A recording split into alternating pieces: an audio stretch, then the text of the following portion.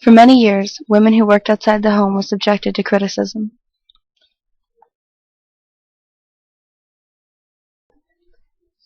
During World War I, women replaced men who had joined the armed services, but the labor shortage was not severe enough to warrant their large-scale employment.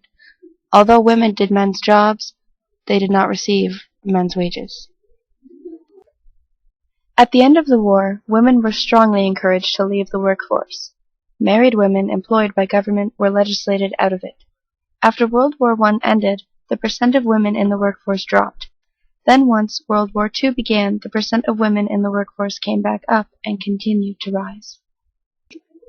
It shows that in the 1900s, the amount of women in the workforce started to increase.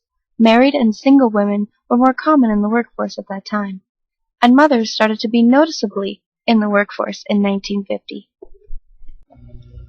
However, after the two world wars, things changed and women began to enter the workplace in increasing numbers. At around the 1990s, the amount of women and men in the workforce began to even out.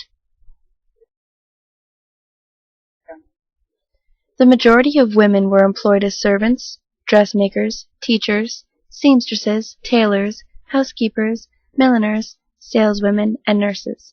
During the first half of the 20th century, the number of jobs available to women were limited, and strong sentiment existed against married women working outside the home. This chart shows that the amount of mothers in the workforce after 1950 were constantly on the rise. Mothers with children under the age of 16 are more likely to be in the workforce than mothers with children under the age of 6. Working conditions have changed, as women have a wider variety of careers now than they did in the early 20th century, although they are still a controversial topic today.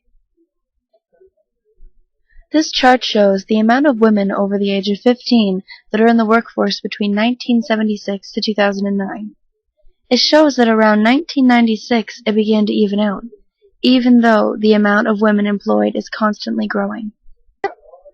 For 4 decades, the number of women entering the workplace grew at a blistering pace, fostering a powerful cultural and economic transformation of society.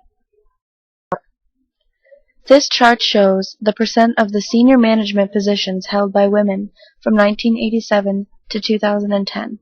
The amount of women in the senior positions is skyrocketing, which is a huge development for our society today.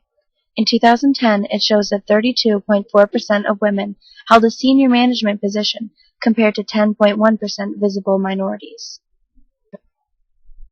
Today, statistics show that women outnumbered men in the workforce. Women still make up to 70% of part-time workers and 60% of minimum wage earners. 40% are employed in precarious jobs that are generally poorly paid, with little or no job security or benefits such as pensions. These statistics show that women outnumbered men in the workforce today. It is a great accomplishment that we have come this far with gender equality in the workplace.